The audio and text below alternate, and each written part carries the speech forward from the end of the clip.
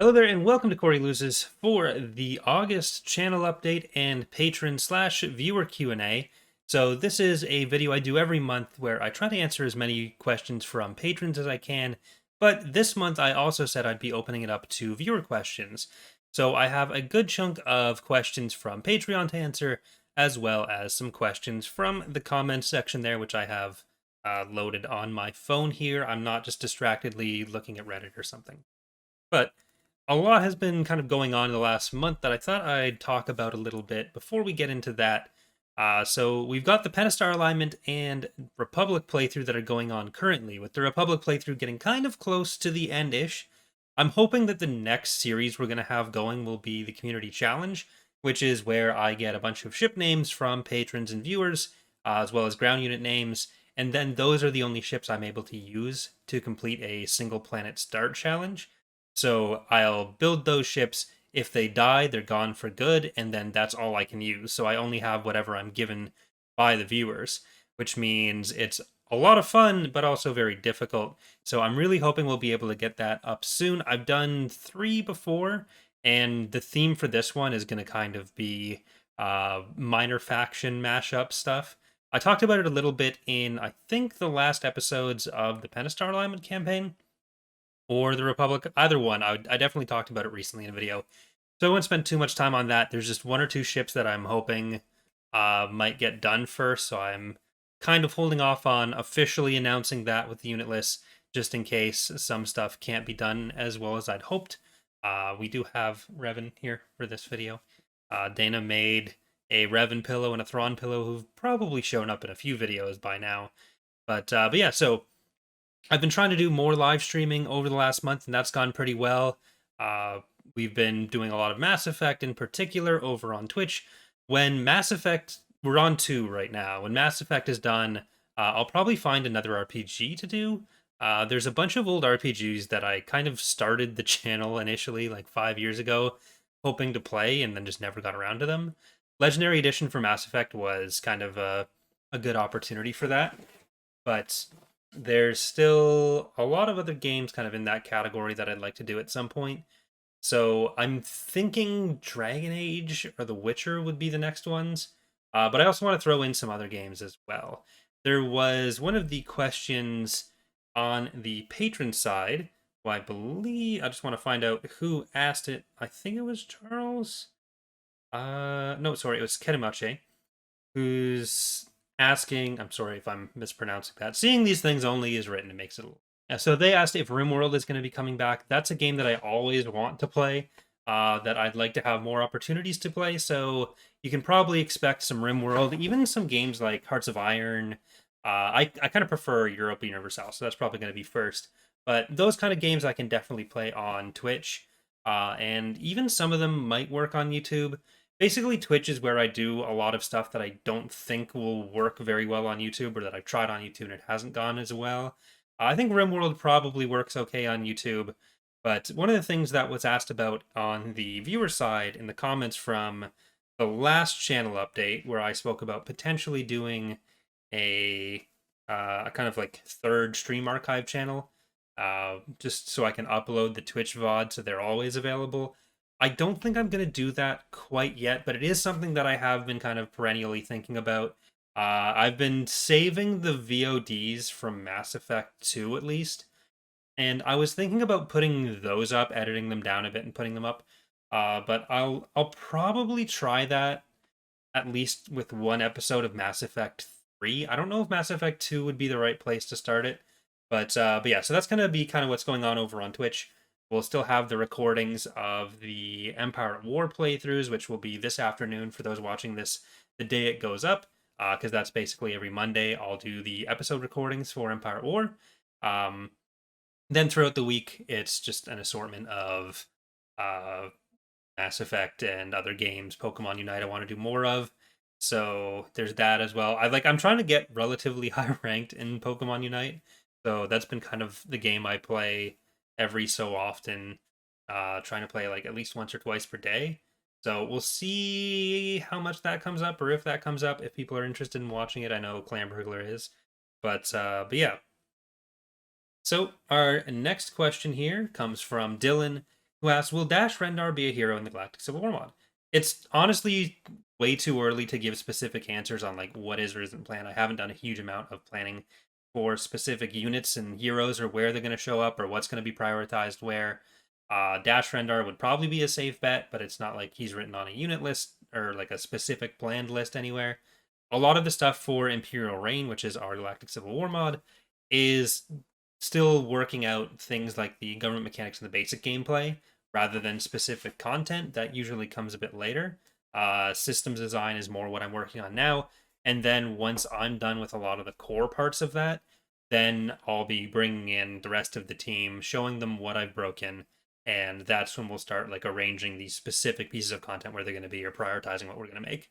One of the goals with Imperial Reign is to make it so that we're not working for super long on new assets for it before doing the initial release. So that means like a lot of characters in particular, which are always the hardest thing to do, wouldn't be something that I'd want to delay the mod for. We have enough assets that we can do a pretty solid initial release as it is. I want to just focus on the gameplay side of it.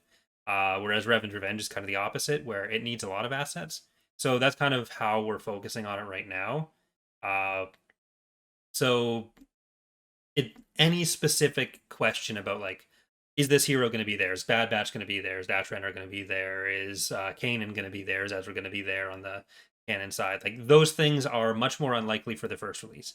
So it's really just down to what do we get done in the time frame we have once we have a solid plan for specific content.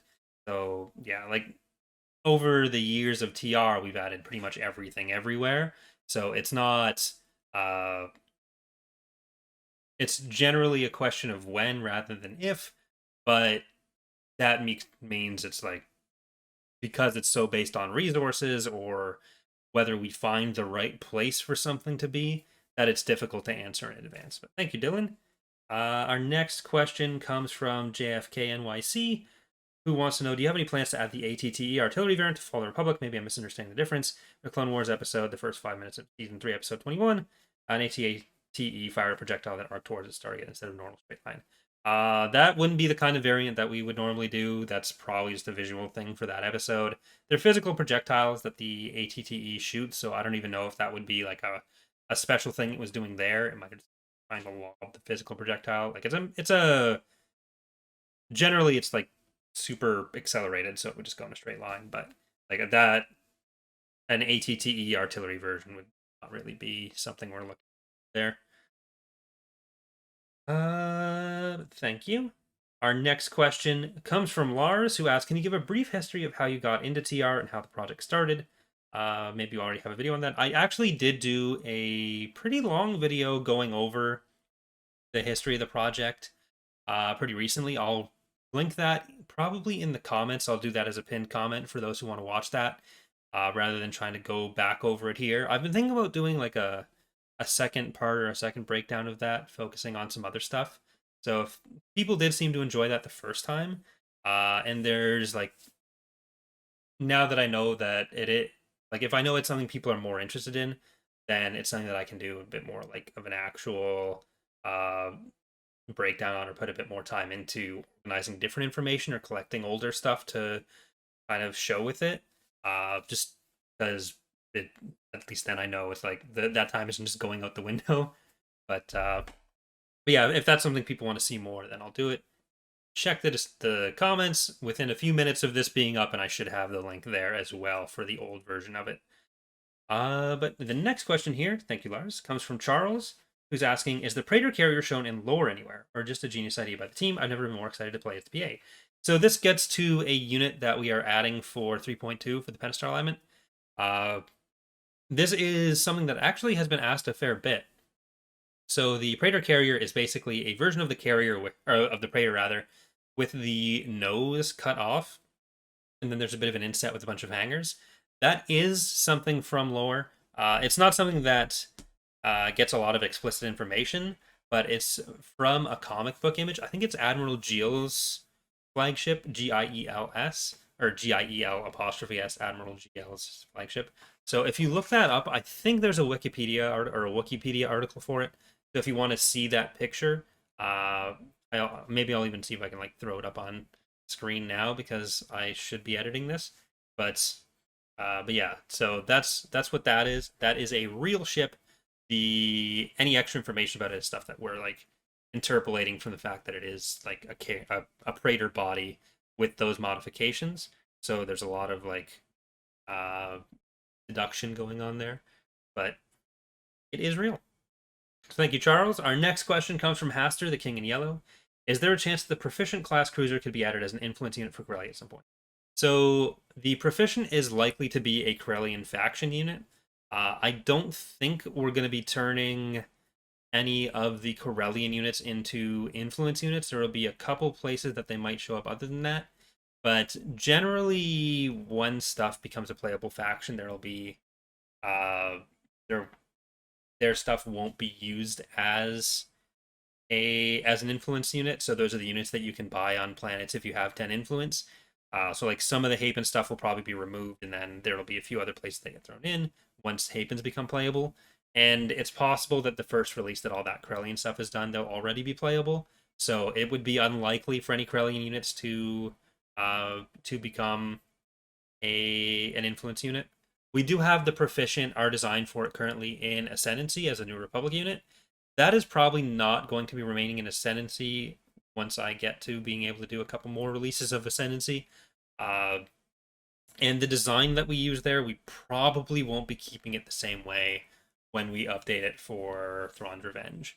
And then we backport that back into Ascendancy. But it's we'll have to see what direction we go with that. Whoever ends up modeling it and designing it, maybe a Ceratul, if they end up basing it off of the version we have for Ascendancy. But thank you, Haster. Our next question comes from Cray Dragon Scramble Eggs, who asks, firstly, how are you? And secondly, if you had to choose a setting or theme for Star Wars TV series, animated or otherwise, what would it be and what would be its tone? So I'm doing pretty well, thank you. As for a setting or a theme for Star Wars TV series, there's so many coming up that I think I'm gonna cop out a little bit and just say the one I'm looking forward to most is Acolyte. I like the idea of uh, kind of like a mystery or thriller type TV show set in Star Wars. I think it's something that we haven't really seen before. Of the existing shows, of the existing cartoons, I like Rebels the most, more than Clone Wars and Bad Batch. So if we were to get another one, I kind of like the ones with uh, that flesh out a bit more of the background of the galaxy or stuff that isn't necessarily front and center with what's going on. Which Bad Batch has done a lot more than Clone Wars. I think like there was a lot of cool stuff that was introduced in Clone Wars, but I think Bad Batch did a bit more kind of the what's going on a bit more beneath the surface. And I just like the characters so much in Rebels, so something that's a lot more character focused. Whereas you had like Echo and Tech in the full season of the Bad Batch, where there's only like 5 main characters, so you'd think they'd be able to give them something. And like Echo was next to useless the entire time.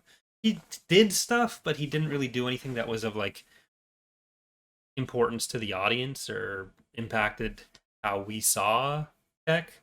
So just I don't know if you can like gather from everything I've said there what I'd kind of want from another TV show coming up. But Acolyte's the one I'm looking forward to most. A mystery would be really cool if we could get that.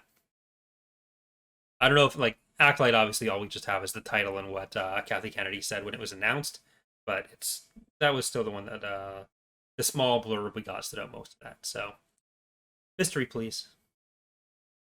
Our next question, thank you, Crate, is from Shadow, who's asking, hey Corey, are there any genres you think would be interesting for Star Wars games or books but have not been used much yet or at all? There's a city builder or horror game, detective novel, etc.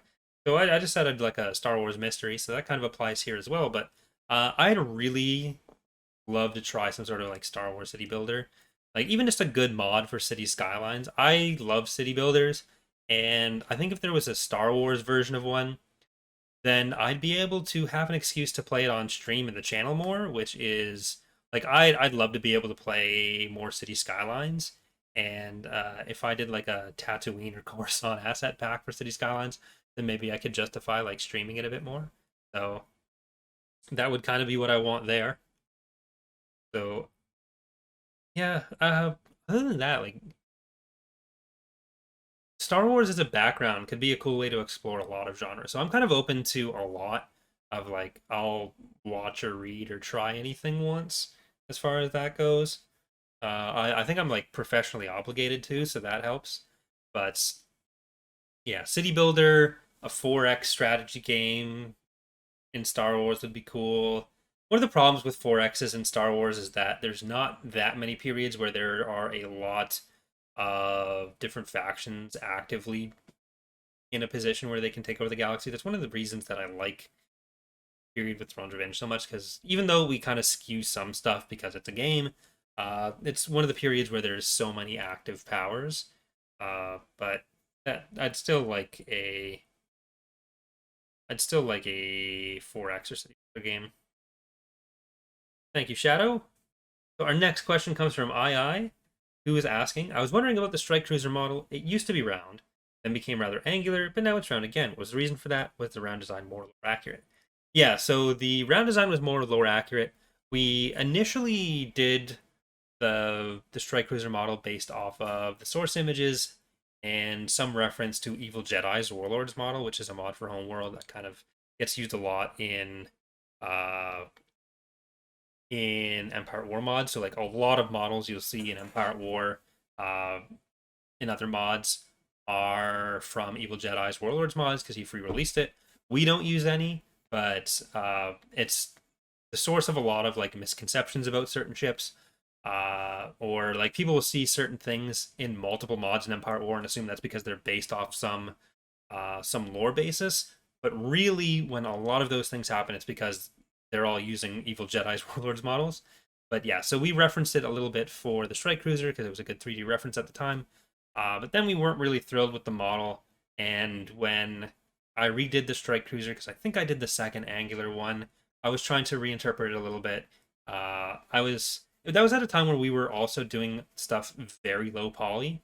Uh, Partially because of Ascendancy, because we were doing a lot of those updated models specifically for Ascendancy. And Sins had some more strict memory limits that we were trying really hard not to hit, especially before we started doing this thing that Sins does, where you like convert the text files to binary because everything in Sins is stored as a text file, uh, which then compresses the memory usage a lot. So we do even slightly higher ones now. But the yeah, so when you're doing round stuff, there's more polygons that you need to make a round surface because you still have to make it out of like a bunch of little triangles. So if you have a square, then if you're trying to make a square out of or a cube out of triangles, then you only need 12 faces because it's each face, 6 faces divided in half. If you're doing something round, you need to have enough triangles around it that it kind of smooths out the edges and makes it look like it's not just one uh, set of like flat surfaces, because even a round surface in a 3D model is still a bunch of sides that are like intersecting at an edge. Like you have a cube that doesn't look round, you add another side, you have to like slowly smooth it out till you have enough. I don't know why I thought that would be a good way to demonstrate it, but you kind of have to add faces until you have enough going around there that it looks round. So once we were no longer as concerned about that, we still try to optimize stuff as much as we can, reduce polycounts as much as we can. But I asked Valerie if she could do a better concept for it that kind of takes uh, the initial like orthogonal blueprints and turns it into like kind of showing a bit better what that would look like in 3D space. And then so Sky worked off of that, and now we have our more lore accurate version of it that has some slight reinterpretations. But yeah, so thank you, II. Our next question, the last of the Patreon questions before we get to more of the YouTube questions, come from Jeffrey Smith, who asks, My wife and I are fans of the Yuzon Vong. How are they progressing at the moment? So we actually have a fair amount of Yuzon Vong content done or close to done. There are, I think, 4 ships, including the Coral Skipper, that are ready, as well as the basic Yuzon Vong warriors. The big challenge for them are going to be doing the ground vehicles because they're basically fucked up animals. Uh, and there will probably be some more design elements of that we have to work on. But Inertial has been doing a lot with the Vong ships there. Slever did like a style guide that Inertial's been working off of as well to make sure everything's consistent. So it won't be too long. We're not going to be trying to get the Vong into 3.2, I don't think, in any form. But it's very likely that in the following release, we have something Vong related. So the way they're probably going to work is they're going to start off as possibly just as simple as a raid fleet option, but then they turn into a galactic incursion event. Then we'd have them as like a playable faction after that, or a non-playable faction, then a playable faction. Kind of the same trajectory that most factions are going to go through, only a few earlier steps, because they are a bit more of a story event focused faction. Whereas like the Hapens, they started as a non-playable faction on the map. Now they're being fleshed out into a playable faction. That's kind of how everything's going to go, where you'll see them turn up on the map at some point. Then we'll flesh them out, usually in a following release for it. There will be a couple factions, like I was kind of alluding to with Corellia, where we might end up with enough content that, like, when they're introduced, they're playable. The Chiss are probably the best option, or the best chance of that, because we already have a ton of like Chiss dedicated ships beyond even just what the Fire of the Hand has.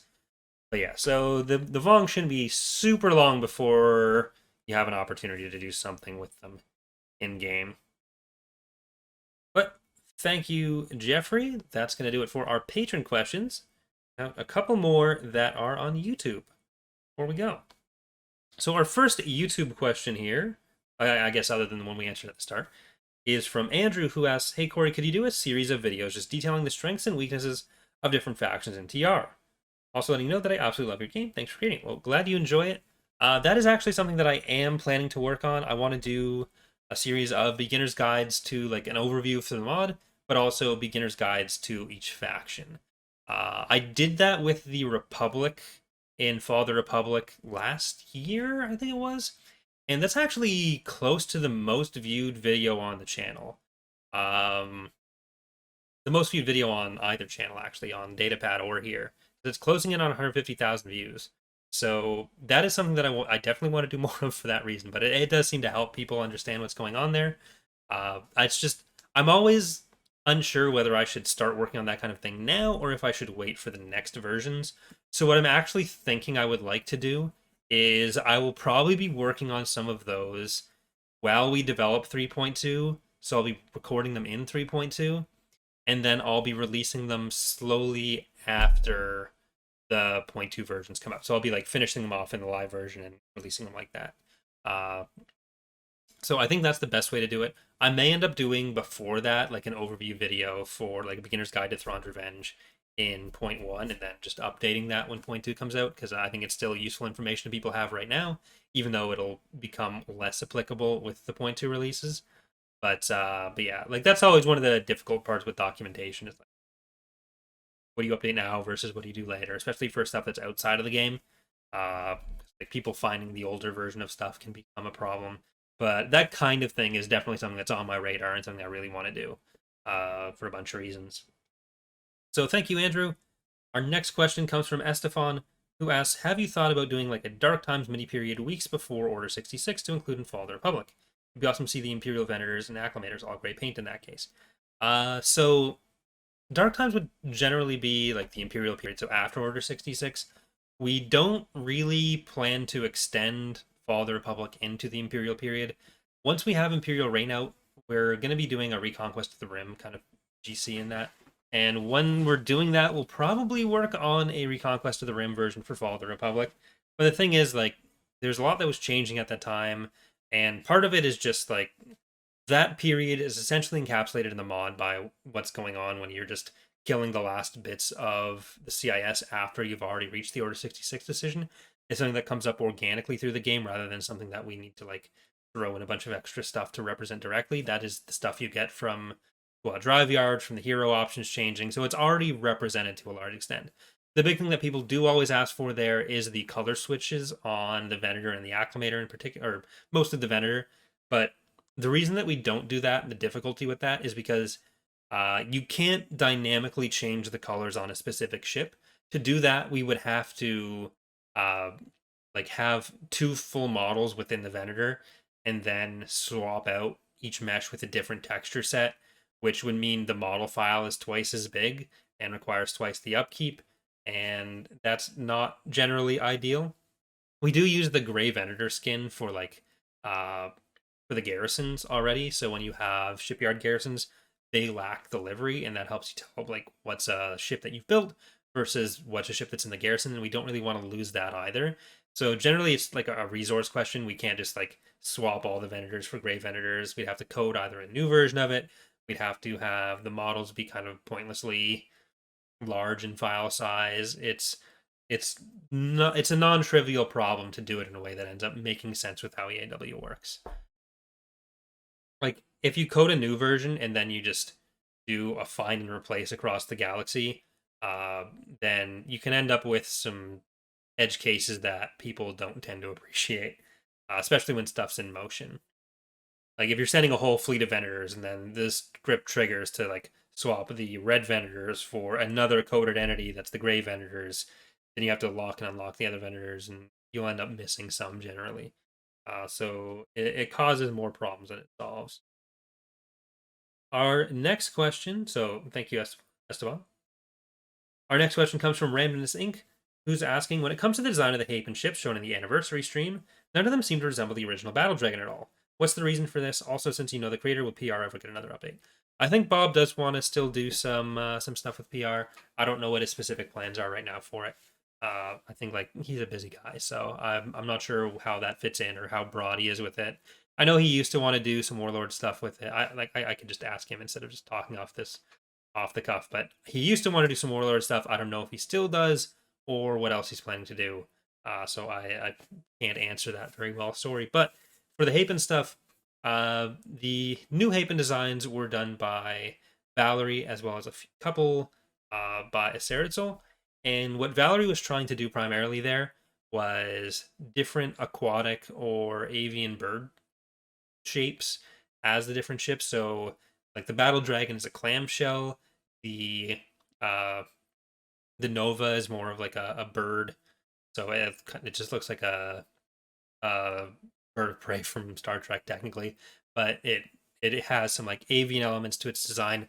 So what she did, rather than having the same ship shape, that just makes it harder to tell in battle what's going on. If you're That's one of the problems with the Empire, with the triangles and everything, where it was a bigger problem in Ascendancy, where you have like the icons for ships on and the kind of galactic map view are top-down pips. So it was a big struggle for us trying to figure out how we can represent that when everything's a fucking triangle, and it's really hard to see like what's different at different view levels.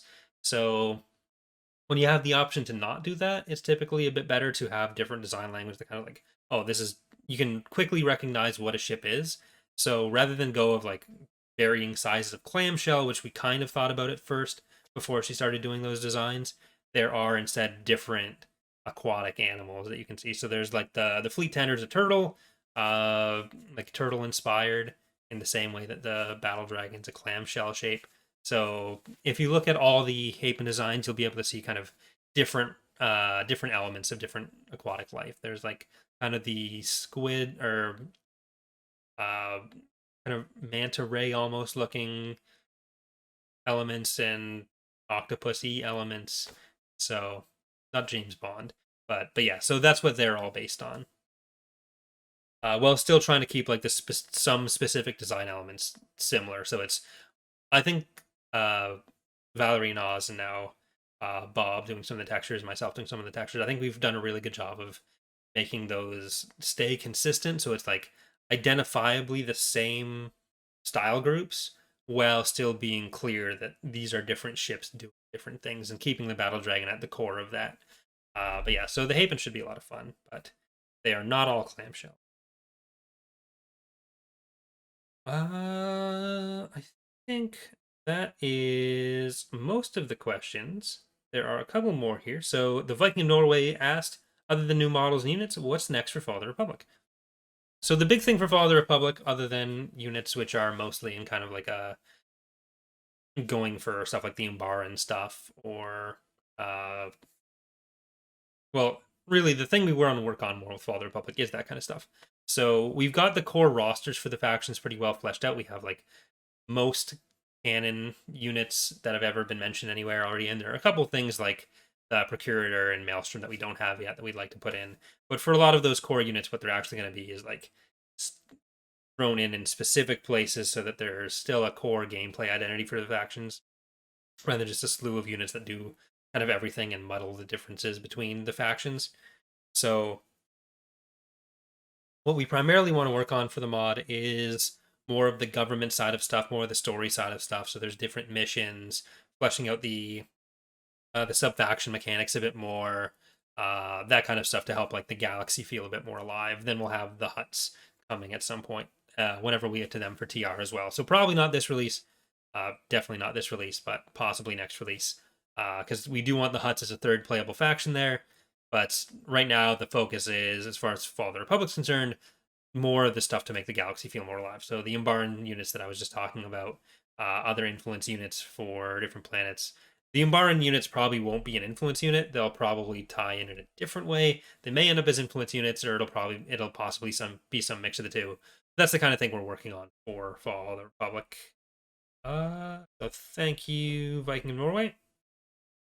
Our next question comes for Zombotron 5678, who's asking, what would be the timeline for the Galactic Civil War mod? Probably one I'm most looking forward to as a canon fan myself.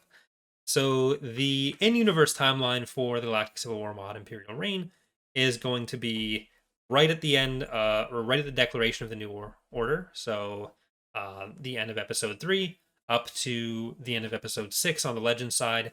Then there's also going to be some canon GCs, and on the canon side, we're going to go up to the Battle of Jakku. So that's the plan there. I'm not sure what's going to be done where first, possibly Legend stuff because there's less new stuff to do. But even on the canon side, we already have the Sphyrna, we have the MC-75, we have the Starhawk. So we have a good chunk of canon specific stuff as well. It's just the characters that are a bit harder to do there with the character art, as I was kind of talking about earlier with the Dash Rendar question. But yeah, we don't have a timeline on release. So with that, you'll start seeing stuff with Revan's Revenge and Imperial Reign, hopefully over the next couple months, and that'll probably give a better idea of like where it stands. But we don't do release dates or release timelines for a few reasons. It's almost impossible to kind of know stuff's coming. But yeah, I think that does it for all the questions. So thank you everyone who asked questions on Patreon and YouTube. There will be another one going up for September, so I'll link that in the description. I'll have that post up this afternoon, and if there's anyone who wants to ask a question for the September video, we're going to be back to Patreon only for that one. In a couple months, I'll probably open it up again. Maybe for December, I'll open it up as patron questions and viewer questions. But that was a pretty long one. Either way, thank you for watching, everyone. Hope you're enjoying the content so far. If you haven't checked it out yet, I do have a lore channel called Corey's Datapad, where I do lore videos, but I just started doing an animated series, or not an animated, a series of videos with 3D animations in them to kind of show off more of the universe. That's something I want to expand on a lot more, so I'm pretty excited about that. So check that out if you'd like. That's youtube.com/Corey's Datapad. Thank you for watching. Hope to see you next time. Bye, everyone.